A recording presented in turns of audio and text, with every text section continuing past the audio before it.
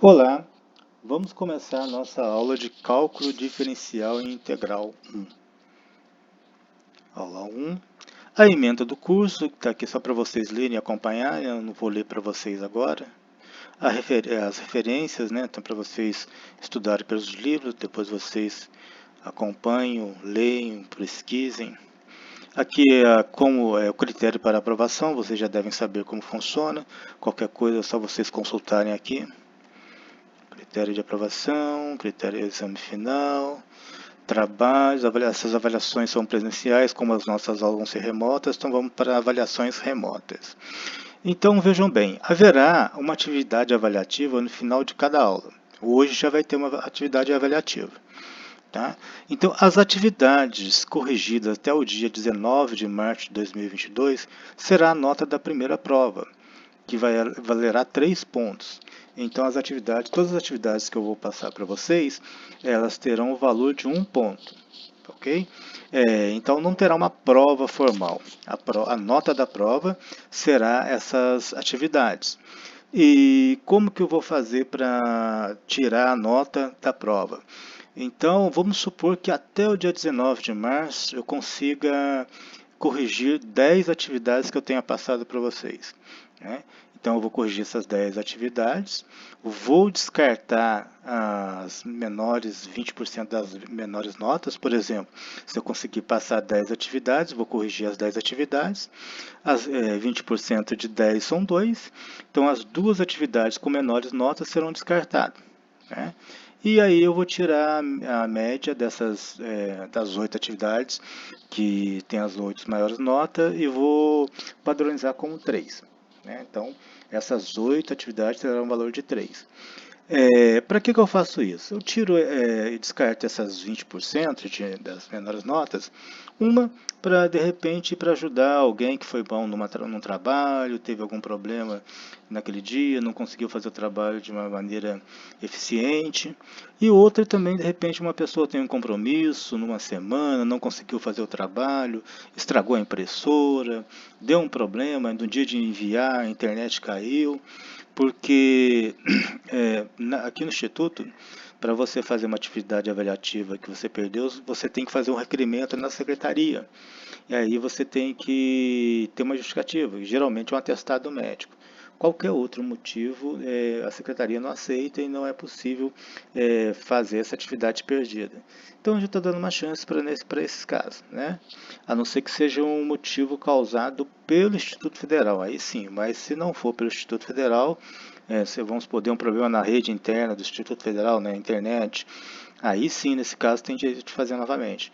Mas se não for isso, só com atestado médico. Tá? Aí, depois que eu corrigi as atividades do dia 19 de março, começa zero novamente, começa a corrigir outras atividades.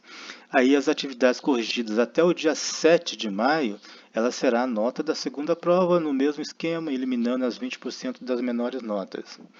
E, por último, as atividades corrigidas até o dia 22 do 6, ela será a nota da terceira prova, que terá um valor de 4 pontos. Aqui não se aplica no nosso caso, que isso aqui é só para presencial. Vamos começar com o conteúdo. Funções. Definição de uma função. Em 1673, a definição foi formalizada por Leibniz, que usou o termo função para indicar a dependência de uma quantidade em relação a outra, conforme a definição a seguir. 1.1 Definição. Se uma variável y depende de uma variável x, de tal modo que cada valor x determina exatamente um valor y, então dizemos que y é uma função de x. Usualmente, podemos representar funções por numericamente com tabelas, algebricamente com fórmulas, geometricamente com gráficos e verbalmente. Aqui nós temos exemplo de funções representadas numericamente. Né? Então, a tabela 1.1.1 mostra a velocidade de qualificação, né, que recebe a variável S, né, que é denominada pela variável S, para a pole na corrida de 500 milhas de Indianápolis como função do ano t, variável t. Então, para o tempo t, nós temos a velocidade s. Então, em 1987, a velocidade foi 215,390. Em 1988, a velocidade foi 219,198. E assim por diante até 1997, onde a velocidade foi 218,263. Então, aqui um exemplo de uma função representada numericamente através de uma tabela. Há exatamente um valor de s para cada valor de t, que é essa a principal característica de uma função. Né? Veja bem, para t igual a 1987, existe apenas um valor de s. Não existe duas velocidades, apenas uma. A principal característica de uma função é essa, que para cada valor de s, né? Para cada valor de s tem exatamente um valor de t e vice-versa. Geometricamente com um gráfico. Aqui é um gráfico, né? Representando uma função. A figura 1.1 é um registro gráfico de um terremoto feito por um sismógrafo. Um sismógrafo ele é um gráfico também de uma função.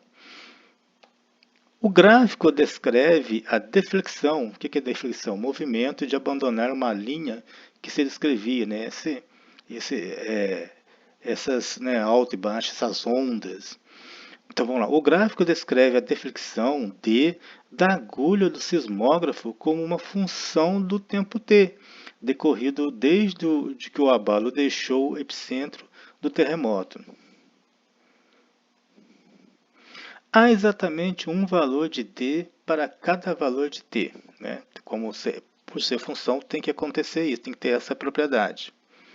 Verbalmente, algumas vezes as funções são descritas em palavras. Por exemplo, a lei da gravitação universal de Isaac Newton é frequentemente enunciada da seguinte forma: a força gravitacional de atração entre dois corpos no universo é diretamente proporcional ao produto de suas massas e inversamente proporcional ao quadrado da distância entre eles. Né? Então, essa é a descrição verbal da fórmula, que é F igual a G, que multiplica M1 vezes M2 sobre R ao quadrado. Essa fórmula também é um exemplo de uma representação algébrica de função. Outro exemplo é a fórmula do comprimento de uma circunferência, que é dada por C igual a 2πr. Eu acho que todo mundo já viu essa fórmula, né? O comprimento de uma circunferência. Na metade do século XVIII, o matemático suíço Leonhard Euler, se pronuncia Euler, né, concebeu a ideia de denotar funções pelas letras do alfabeto. Para entender a ideia de Euler, pense numa função como sendo um programa de computador que toma uma entrada x, opera com ela de alguma forma e produz exatamente uma saída y. Então está aqui. O programa de computador tem a entrada de x, o programa de computador faz alguma coisa com esse x e devolve um y. Podemos dar o nome ao programa de computador de f. Dessa forma, a função f, o programa de computador, associa uma única saída y a cada entrada de x. Né? Então, entra x e sai um único y. Essa é a característica de uma função. Isso sugere a definição seguinte: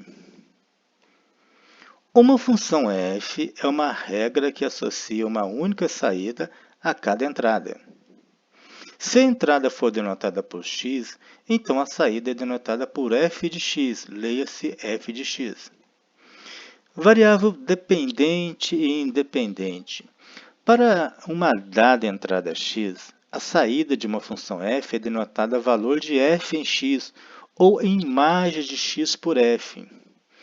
Muitas vezes denotamos a saída de uma função por uma letra, digamos y, e escrevemos y é igual a f de x. Ou seja, escrever y e f de x é a mesma coisa. Y igual a f de x. Essa equação expressa y como uma função de x. Né? Então, y vai ser uma função de x, uma função que vai pegar o x e transformar no y. A variável x é denominada variável independente, ou argumento de f. Por quê? Veja bem, o x não depende de nome na nossa primeira aula.